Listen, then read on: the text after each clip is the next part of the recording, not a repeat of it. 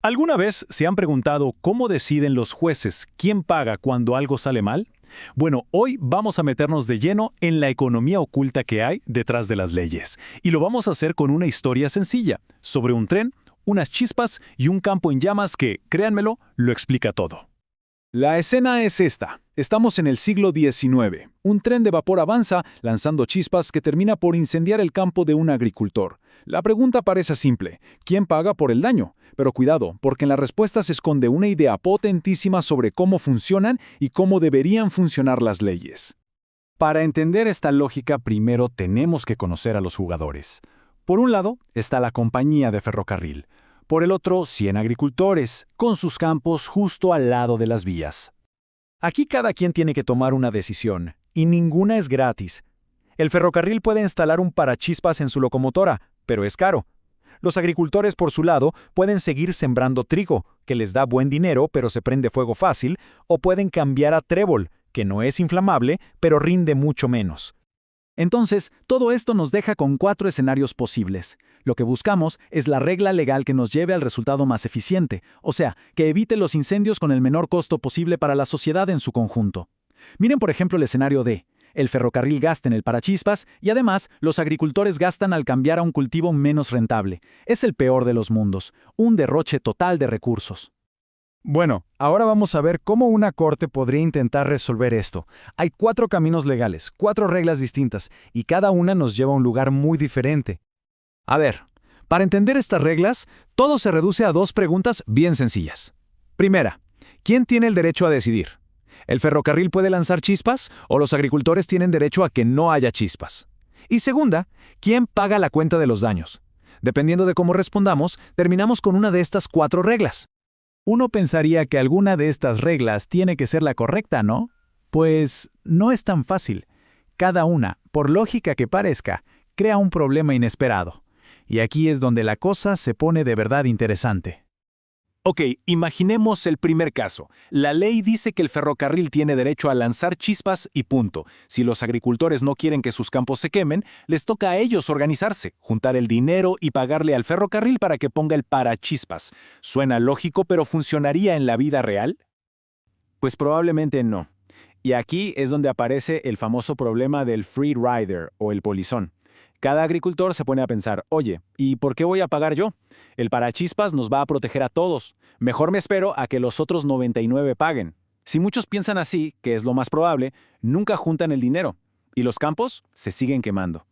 Bien, ahora vamos a darle la vuelta a la tortilla. Digamos que la regla es la opuesta. Los agricultores tienen derecho a un aire libre de chispas. Para poder operar, el ferrocarril necesita el permiso de los 100 agricultores. Esto nos lleva, claro, al problema contrario. Este es el problema del holdout, del que se atrinchera. Imaginen que el ferrocarril ya negoció con 99 agricultores y todos están de acuerdo. Pero el último, sabiendo que sin su firma no hay trato, dice, sí, acepto, pero a mí me pagan el doble. Usa su posición para tomar de rehén a todo el acuerdo. Entonces, ¿qué está pasando aquí? Si las reglas más sencillas y directas fallan por culpa de los polizones y los obstructores, ¿cómo se supone que vamos a llegar a la mejor solución? Bueno, la cosa es que nos falta una pieza clave en este rompecabezas. Y esa pieza que falta son los costos de transacción. Piénsenlo, no es gratis llegar a un acuerdo. Cuesta tiempo, dinero y esfuerzo negociar, coordinar a 100 personas, redactar contratos. Esos son los costos de transacción. El problema del polizón y el del obstructor son en el fondo costos de transacción altísimos. Y la clave es esta. La mejor ley no es la que suena más justa, sino la que logra reducir al mínimo estos costos ocultos. Justamente esta idea de los costos de transacción nos abre la puerta a una de las distinciones más importantes que existen en el mundo del derecho. La diferencia entre lo que se llama una regla de propiedad y una regla de responsabilidad. Una regla de propiedad es como un muro. Dice, esto es mío y nadie lo puede tocar sin mi permiso. Si alguien quiere tu coche, te lo tiene que comprar, no hay de otra. En cambio, una regla de responsabilidad es más como una póliza de seguro. Dice, ok, alguien puede afectar tu derecho, pero si lo hace, tiene que pagarte una compensación por el daño. Si alguien choca tu coche, no va a la cárcel, pero te tiene que pagar el arreglo. Entonces, la gran pregunta es, ¿cuándo usamos el muro y cuándo la póliza de seguro? La respuesta, como ya se imaginarán, tiene que ver con los costos de transacción.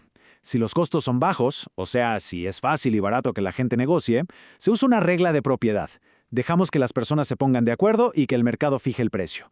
Pero si los costos son altos, si negociar es muy difícil o de plano imposible, se usa una regla de responsabilidad, y ahí es un juez el que tiene que calcular el valor del daño y fijar el precio. Veamos un ejemplo súper sencillo. Comprar un auto.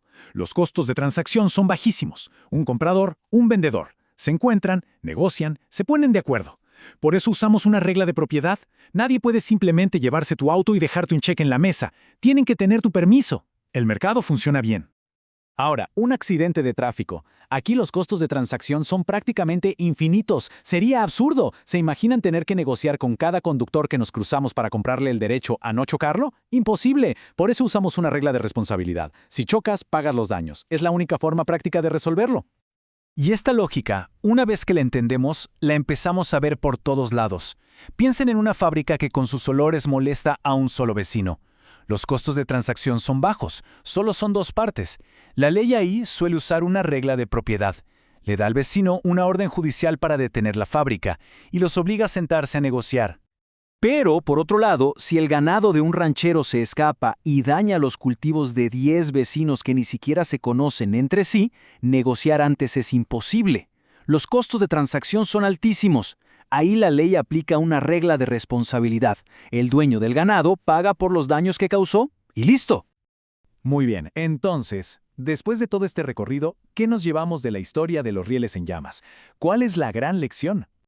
Pues la gran lección es que no existe una regla perfecta para todo. Volvamos a nuestro tren. Si hubiera un solo agricultor, los costos de transacción serían bajos. Una regla de propiedad que los obligue a negociar sería lo más eficiente.